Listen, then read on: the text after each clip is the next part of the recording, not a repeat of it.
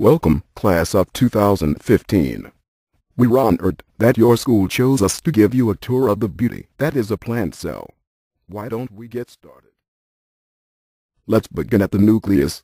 The nucleus is the whole, large structure you see there. It contains most of the DNA in a eukaryotic cell, and controls most cell processes including the production of proteins. On the outermost part of the nucleus is the nuclear envelope. The nuclear envelope is covered in small nuclear pores that control what enters and exits the nucleus. This envelope is what allows the nucleus to release RNA into the cell. In the middle of the nucleus is the chromatin. Chromatin is protein-bound DNA and is spread out throughout the nucleus. But whenever a cell divides, that chromatin condenses into chromosomes that pass the hereditary information from one cell to the next generated cell. In the dead center of the nucleus is the nucleolus. The nucleolus is where the production of ribosomes is held. These ribosomes aid in the production of proteins in the nucleus. Next to the nucleus are the endoplasmic reticulums, ERs. These include the rough ER and the smooth ER. The rough ER is named because of its distinct bumpy shape due to the ribosomes bound to its exterior. Proteins move from the bound ribosomes into the rough ER so that they can be chemically modified. The smooth ER synthesizes other components such as lipids. In total, an endoplasmic reticulum's job is to assemble components of the cell membrane and modify proteins. Besides the bound ribosomes mentioned earlier when we passed the rough ER, there are free ribosomes. These ribosomes float aimlessly in the cytoplasm, which we will come across later. The main jobs of these ribosomes are to make proteins according to instructions from the nucleus. The nucleus is the organelle that releases these ribosomes into the cytoplasm, giving them their freedom. Moving along with the free ribosomes are vesicles. These are small pouch-like things that transport substances within the cell. There are special vesicles, called secretory vesicles, which are specifically made to move substances around and out of the cell. Next we see the Golgi apparatus, which is that quaint stack of membranes over there. The Golgi receives the slightly altered protein products from the ER, and then alters them a little bit more. They attach carbohydrates and lipids to those proteins. Finally, the proteins are sent off for the end of their journey. Near the Golgi are the chloroplasts. Chloroplasts are made of photosynthetic membranes surrounded by a double layer of envelope membranes. The photosynthetic membranes in the chloroplasts give them their green color and aid in the process of photosynthesis. In photosynthesis, chloroplasts use energy from the sun to make energy-rich food molecules for the plant. There to the left are mitochondria. Mitochondria also have a double layer of envelope membrane, but the inner layer of membrane is folded in a wavy pattern. Mitochondria uses energy-rich food to make high-energy compounds that the cell can use to power growth, development, and movement known as AT. In the middle of the cell is the vacuole. The vacuole is a sac-like structure that cells use to store various substances such as water, salts, proteins, and carbohydrates. In plants, the cell will use the liquid-filled vacuole as a support system. When the vacuole is full, it creates shear pressure on the sides of the cell that support heavy structures such as the flower stem. When the water from the vacuole is needed, then it will empty itself and become smaller, therefore no longer supporting the stem, causing the flower to wilt. But surrounding all of these is the cytoplasm.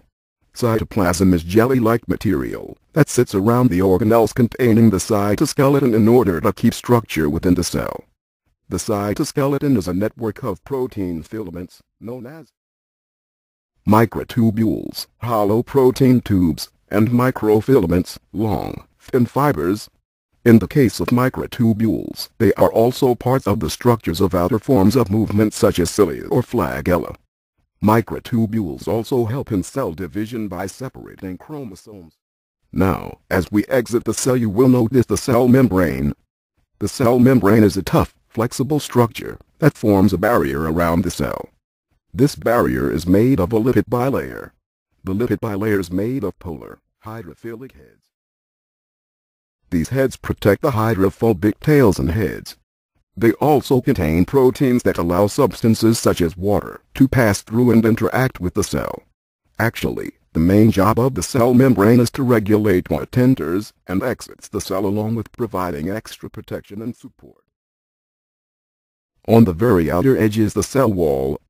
Cell walls are produced when the cell releases carbohydrates, such as cellulose and protein fibers, at the surface. The main job of the cell wall is to provide structure and protection to the cell, while still allowing various substances to pass through them.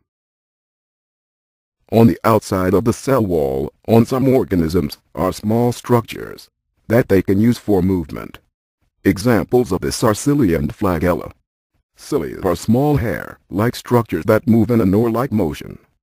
On one organism you may find hundreds of cilia. Flagella are long structures that move in a snake-like motion. Flagellum are normally found in small numbers, staying in the range of 1 to 3. By examining all the organelles we have passed, you can see that the cell is a plant cell. You can determine this because it has a cell wall, which a plant will use to hold its structure, and has chloroplast, which plants use to keep their green color.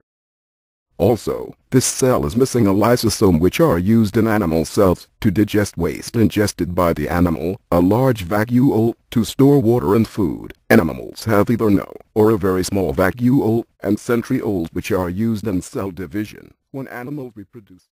But the important thing here is to understand cells. Cells come with a theory produced by a physician with the name of Rudolf Virchow. He summarized years of studies, plus his own experimentation, into a 3-part theory. These 3 parts include: all living things are composed of cells. Cells are the basic units of structure and function in living things. And new cells are produced from existing cells. Well, that concludes our tour. Thank you so much, and come again.